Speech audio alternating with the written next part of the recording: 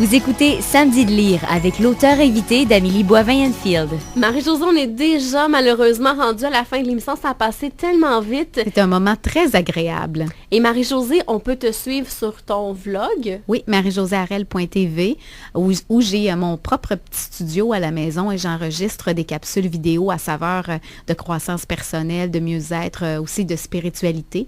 Puis dès le 7 janvier, en fait, je vais être aussi chroniqueuse à l'émission Les Matins de Dieu, qui joue juste avant Salut Bonjour à TVA de 5h15 à 5h30. Donc, c'est vraiment pour les lève-tôt, mais je vais faire la chronique chaque mardi matin, qui va être vraiment une chronique assez axée sur la spiritualité. C'est une très belle équipe là, que celle de la Victoire de l'amour. Et t'aimerais beaucoup éventuellement pouvoir devenir chroniqueuse spirituelle? Oui, en fait, c'est vraiment mon objectif de me tailler une place, de me faire une place dans les médias parce qu'il n'y a pas actuellement de gens, de chroniqueurs spécialisés en spiritualité. On a beaucoup en mieux-être, mais la spiritualité est un champ d'action à part.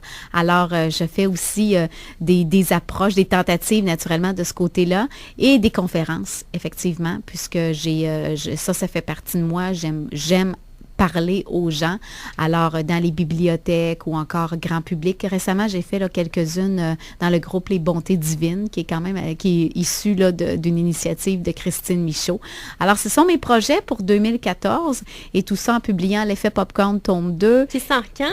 Avril 2014 et on a tellement hâte, Julie et moi, parce que pour nous, c'est vraiment... On ferme la boucle de ce beau projet-là qui nous a mis au monde, en fait, toutes les deux comme auteurs, puisque Julie aussi écrit là, ses romans jeunesse, La mission secrète de Julia Léveillé.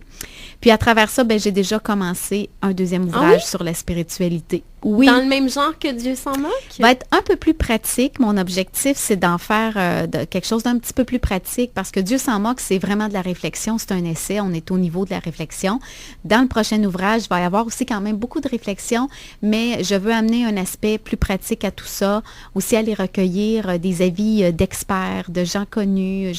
Je veux m'amuser en ce sens-là parce que les gens sont de plus en plus ouverts aussi à parler de leur spiritualité. Puis je pense que ça fait du bien. Moi, c'est toujours dans le but aussi de dire, je veux promouvoir ce sujet-là. Je veux que ça devienne un sujet populaire, qu'on ne soit plus gêné d'en parler, parce que moi, je ne suis pas gênée d'en parler. Donc, je vais toujours initier la conversation et je me rends compte que 90% des gens ont quelque chose à dire à ce niveau-là, ont quelque chose à partager. C'est juste qu'on ne le fait pas, on pense que c'est tabou, mais en fait, ça ne l'est pas vraiment tabou. Alors moi, je veux ouvrir la conversation en société. Et ce que je trouvais intéressant dans le roman de Dieu s'en moque, tu parlais justement des gens qui disent qu'ils sont athées. Et oui. Tu disais que les gens qui sont athées ont déjà fait une réflexion justement par rapport à ça. Une grande réflexion. Actuellement, il y a beaucoup de gens qui se disent athées. Mais en fait, le véritable athée est une personne qui a réfléchi des années sur Dieu. Là. Il a vraiment retourné la question 1001 fois dans sa tête et il en vient à la conclusion que Dieu n'existe pas. Et parfois, il en vient à cette conclusion-là un peu à contre-cœur. Donc, pour moi, les athées, les vrais athées, sont aussi des messagers de l'au-delà parce qu'à travers leur réflexion, ils ouvrent aussi tout un monde de possibilités. Alors, quand les gens n'ont pas vraiment réfléchi à la question ou juste un peu comme ça se disent athées, en fait, souvent, ce qui se passe pour ces gens-là, c'est pas nécessairement de l'athéisme, c'est qu'ils font plus une coupure entre le monde de Dieu et le monde des hommes. Et ce qui les habite, c'est un peu plus la réflexion du genre, si Dieu existe, il est dans son monde, il fait ses choses et il n'interfère pas dans le mien.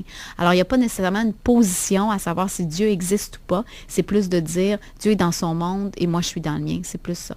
Merci beaucoup, Marie-Josée Arel, d'être dans l'émission Samedi de lire. Ça a été un grand plaisir, Amélie, d'être en ta compagnie. Tu es une animatrice très généreuse. Merci, c'est gentil. Et on invite les gens à suivre l'émission sur Facebook, Twitter et sur le site internet samedilire.com. Bonne semaine, à la semaine prochaine.